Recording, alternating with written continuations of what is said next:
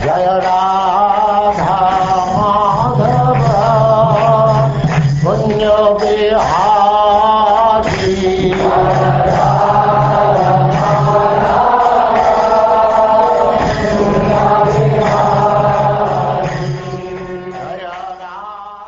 And now chapter 4. Ambarish Maharaj offended by Durvasa Muni.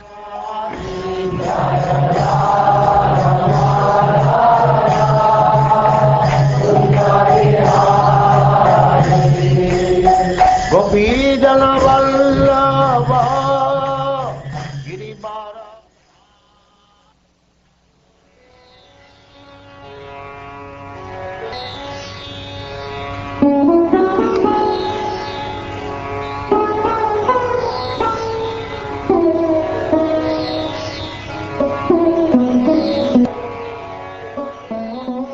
Shukdev Goswami said, the son of Nabaga, named Nabaga, lived for a long time at the place of his spiritual master. Therefore his brothers thought that he was not going to become a grahastha and would not return. Consequently, without providing a share for him, they divided the property of their father among themselves. When Nabaga returned from the place of his spiritual master, they gave him their father as his share. Nabaga inquired, my dear brothers, what have you given? My share of our elder brothers answered, we have kept our father as your share. But when Nabaga went to his father and said, my dear father, my elder brothers have given you as my share of property, the father replied, my dear son, do not rely upon their cheating words. I am not your property. All the descendants of Angira are now going to perform a great sacrifice, but although they are very intelligent, on every 6th day they will be bewildered in performing sacrifice, and will make mistakes in their daily duties. Go to those great souls and describe 2 Vedic hymns pertaining to Vaishvadeva. When the great sages have completed the sacrifice and are going to the heavenly planets, they will give you the remnants of the money they have received from the sacrifice. Therefore, go there immediately. Thus Nabaga acted exactly according to the advice of his father, and the great sages of the Angira dynasty gave him all their wealth and then went to the heavenly planets. Thereafter, while Nabaga was accepting the riches, a black-looking person from the north came to him and said, all the wealth from this sacrificial arena belongs to me. Nabaga then said, no, these riches belong to me. The great saintly persons have delivered them to me. When Nabaga said this, the black-looking person replied, let us go to your father and ask him to settle our disagreement. In accordance with this, Nabaga inquired from his father.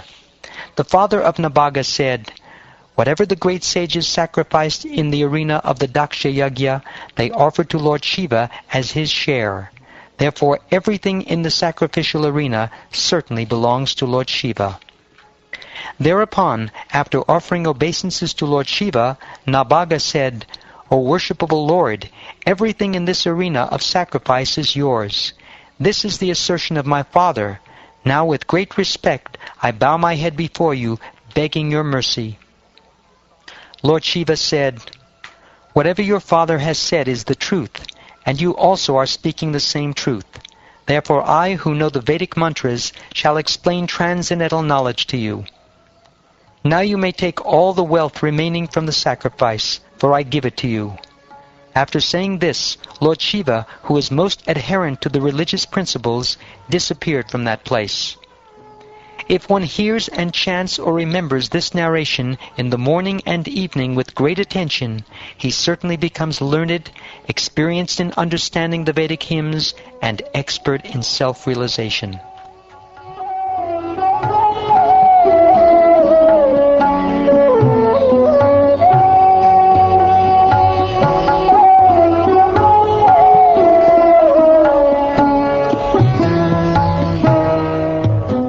From Nabaga, Maharaj Ambarish took birth.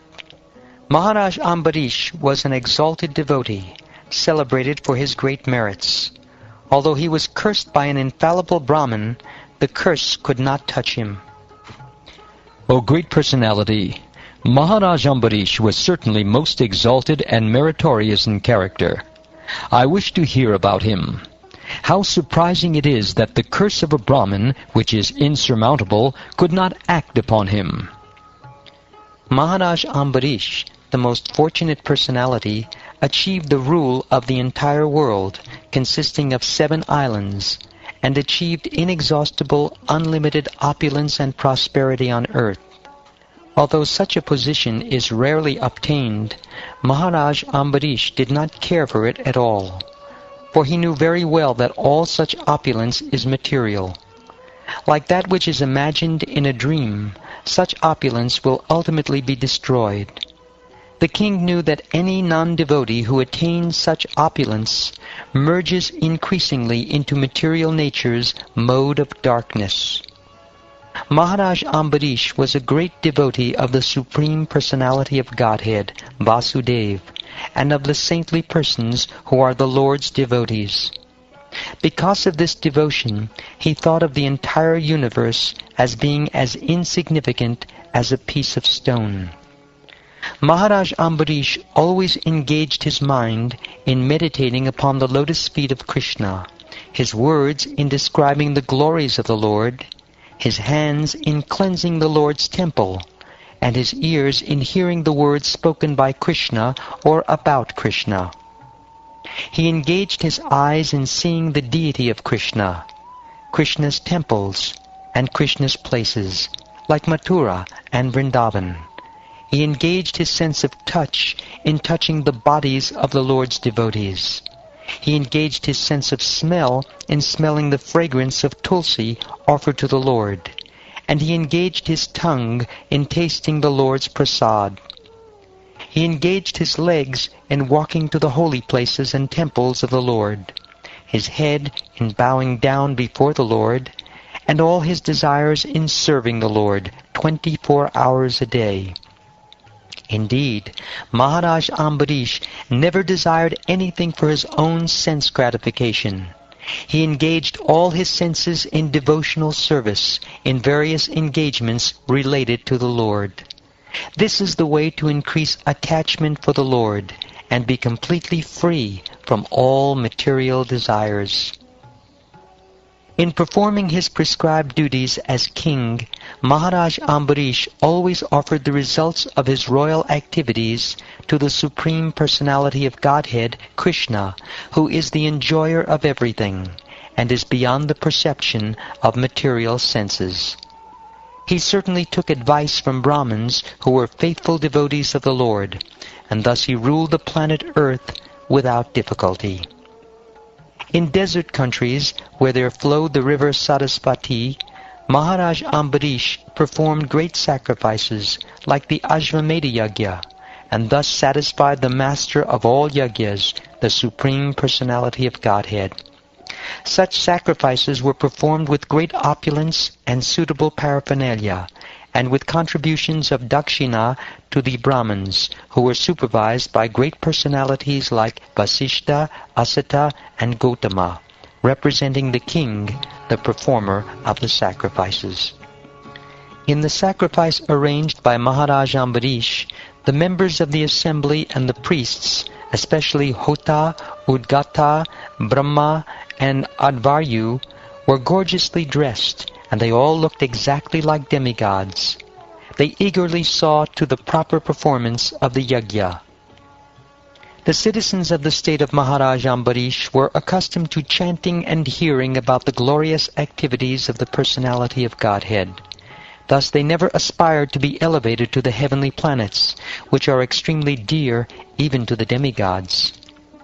Those who are saturated with the transcendental happiness of rendering service to the Supreme Personality of Godhead are uninterested even in the achievements of great mystics, for such achievements do not enhance the transcendental bliss felt by a devotee who always thinks of Krishna within the core of his heart. The king of this planet, Maharaj Ambarish, thus performed devotional service to the Lord, and in this endeavor practiced severe austerity. always satisfying the Supreme Personality of Godhead by his constitutional activities, he gradually gave up all material desires. Maharaj Ambarish gave up all attachment to household affairs, wives, children, friends, and relatives, to the best of powerful elephants, to beautiful chariots, carts, horses, and inexhaustible jewels, and to ornaments, garments, and an inexhaustible treasury. He gave up attachment to all of them, regarding them as temporary and material. Being very pleased by the unalloyed devotion of Maharaj Ambarish, the Supreme Personality of Godhead gave the king his disc, which is fearful to enemies, and which always protects the devotee from enemies and adversities.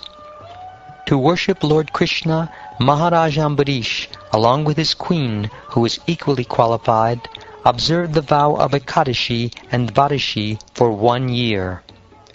In the month of Kartik, after observing that vow for 1 year, after observing a fast for 3 nights, and after bathing in the Yamuna, Maharaj Ambarish worshipped the Supreme Personality of Godhead Hari in Madhuvan. Following the regulative principles of Mahabhisheka, Maharaj Ambarish performed the bathing ceremony for the deity of Lord Krishna with all paraphernalia, and then he dressed the deity with fine clothing, ornaments, fragrant flower garlands, and other paraphernalia for worship of the Lord. With attention and devotion, he worshipped Krishna and all the greatly fortunate Brahmins who were free from material desires. Thereafter, Maharaj Ambarish satisfied all the guests who arrived at his house, especially the Brahmins. He gave in charity 60 crores of cows, whose horns were covered with gold plate and whose hooves were covered with silver plate. All the cows were well decorated with garments and had full milk bags. They were mild-natured, young and beautiful, and were accompanied by their calves. After giving these cows, the king first sumptuously fed all the Brahmins, and when they were fully satisfied, he was about to observe the end of Ekadashi, with their permission, by breaking the fast. Exactly at that time, however, Durvasa Muni, the great and powerful mystic, appeared on the scene as an uninvited guest. After standing up to receive Durvasa Muni, King Ambarish offered him a seat and paraphernalia of worship. Then, sitting at his feet, the king requested the great sage to eat. Durvasa Muni gladly accepted the request of Maharaj Ambarish, but to perform the regulative ritualistic ceremonies, he went to the river Yamuna. There he dipped into the water of the auspicious Yamuna and meditated upon the impersonal Brahman. In the meantime, only a muhurta, or half a moment, of the Dvadashi day was left on which to break the fast. Consequently, it was imperative that the fast be broken immediately. In this dangerous situation, the king consulted learned Brahmins. The king said, "To transgress the laws of respectful behavior toward the Brahmins is certainly a great offense. On the other hand, if one does not observe the breaking of the fast within the time of Dvadashi, there is a flaw in one's observance of the vow. Therefore, O Brahmins, if you think that it will be auspicious and not irreligious, I shall break the fast by drinking water."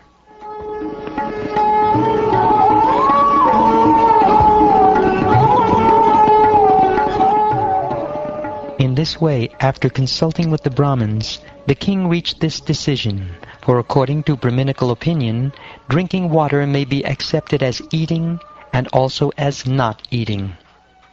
O best of the Kuru dynasty, after he drank some water, King Ambarish, meditating upon the Supreme Personality of Godhead within his heart, waited for the return of the great mystic Durvasa Muni. After executing the ritualistic ceremonies to be performed at noon, Durvasa returned from the bank of the Yamuna. The king received him well, offering all respects, but Durvasa Muni, by his mystic power, could understand that King Ambarish had drunk water without his permission. Still hungry, Durvasa Muni, his body trembling, his face curved, and his eyebrows crooked in a frown, angrily spoke as follows to King Ambarish, who stood before him with folded hands. Alas! Just see the behavior of this cruel man. He is not a devotee of Lord Vishnu. Being proud of his material opulence and his position, he considers himself God. Just see how he has transgressed the laws of religion. Maharaj Ambarish, you have invited me to eat as a guest, but instead of feeding me, you yourself have eaten first. Because of your misbehavior, I shall show you something to punish you.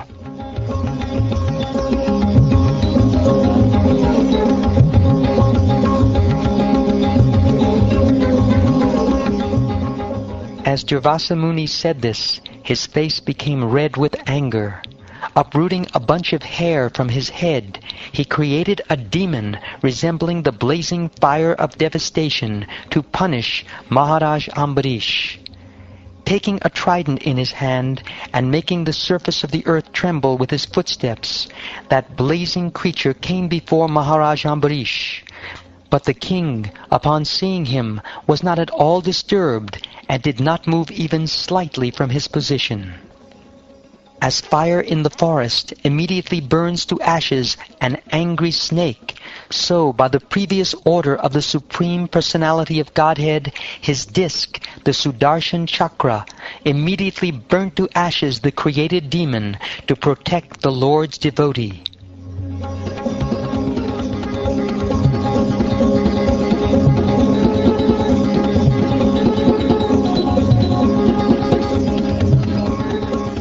Upon seeing that his own attempt had failed, and that the Sudarshan Chakra was moving toward him, Durvasa Muni became very frightened and began to run in all directions to save his life.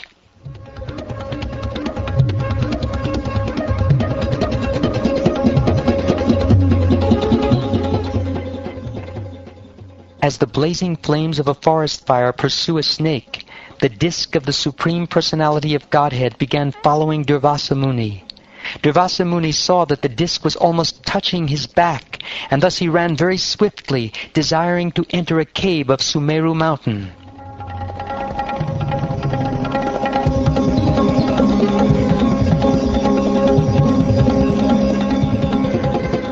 Just to protect himself, Durvasa Muni fled everywhere, in all directions, in the sky, on the surface of the earth, in caves, in the ocean, on different planets of the rulers of the three worlds, and even on the heavenly planets. But wherever he went, he immediately saw following him the unbearable fire of the Sudarshan Chakra. With a fearful heart, Durvasa Muni went here and there seeking shelter, but when he could find no shelter, he finally approached Lord Brahma and said, "O my Lord, O Lord Brahma, kindly protect me from the blazing Sudarshan Chakra sent by the Supreme Personality of Godhead." At the end of the Dviparadha, when the pastimes of the Lord come to an end, Lord Vishnu, by a flick of his eyebrows, vanquishes the entire universe, including our places of residence. Such personalities as me and Lord Shiva, as well as Daksha, Bhrigu, and similar great saints, of which they are the head, and also the rulers of the living entities, the rulers of human society, and the rulers of the demigods, all of us surrender to that Supreme Personality of Godhead, Lord Vishnu, bowing our heads to carry out his orders for the benefit of all living entities.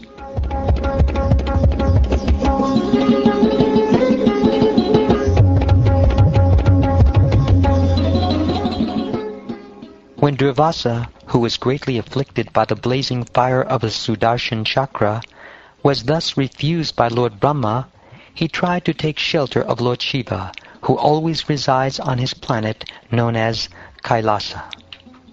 Lord Shiva said, "My dear son, I, Lord Brahma, and the other demigods who rotate within this universe under the misconception of our greatness cannot exhibit any power to compete with the Supreme Personality of Godhead.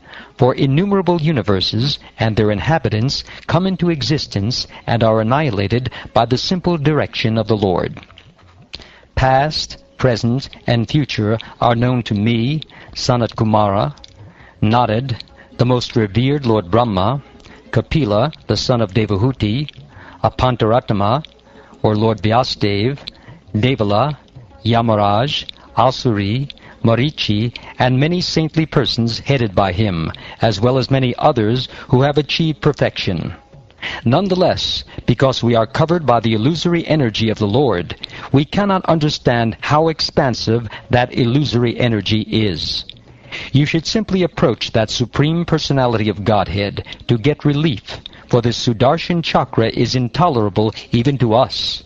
Go to Lord Vishnu. He will certainly be kind enough to bestow all good fortune upon you.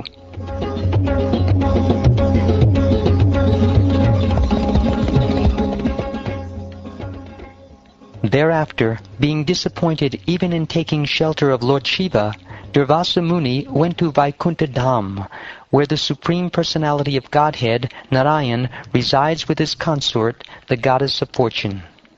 Durvasa Muni, the great mystic, scorched by the heat of the Sudarshan Chakra, fell at the lotus feet of Narayan. His body trembling, he spoke as follows. O infallible, unlimited Lord, protector of the entire universe, you are the only desirable objective for all devotees.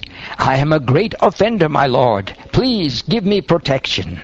O my Lord, O Supreme Controller, without knowledge of your unlimited prowess, I have offended your most dear devotee.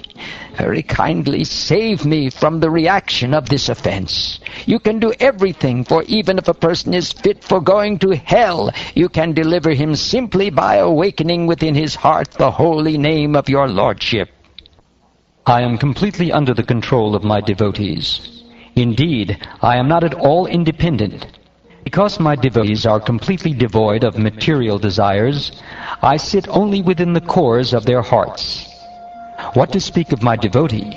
Even those who are devotees of my devotee are very dear to me.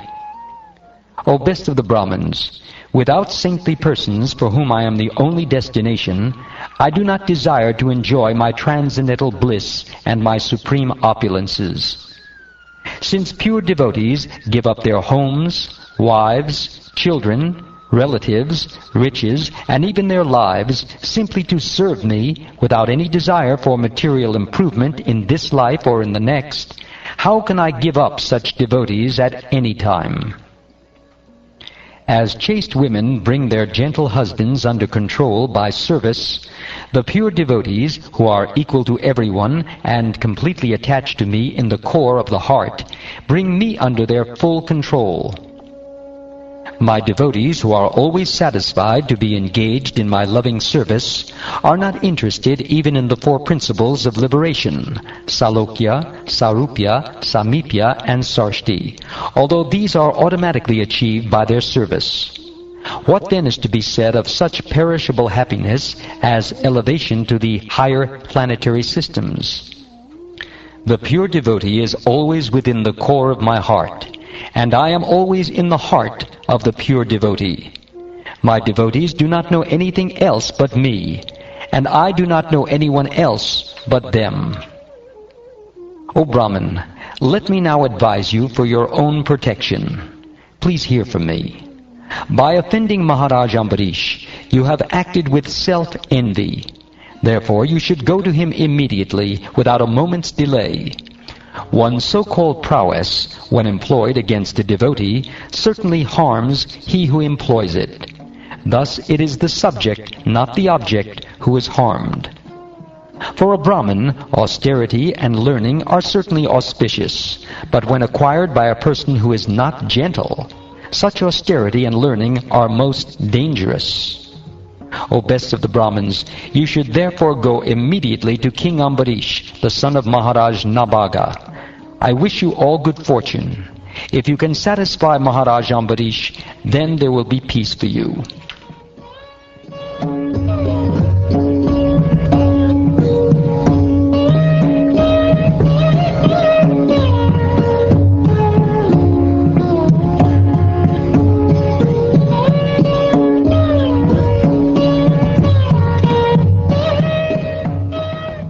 Thus ends the 4th chapter of the 9th canto of the Srimad Bhagavatam, entitled Ambarish Maharaj Offended by Durvasa Muni.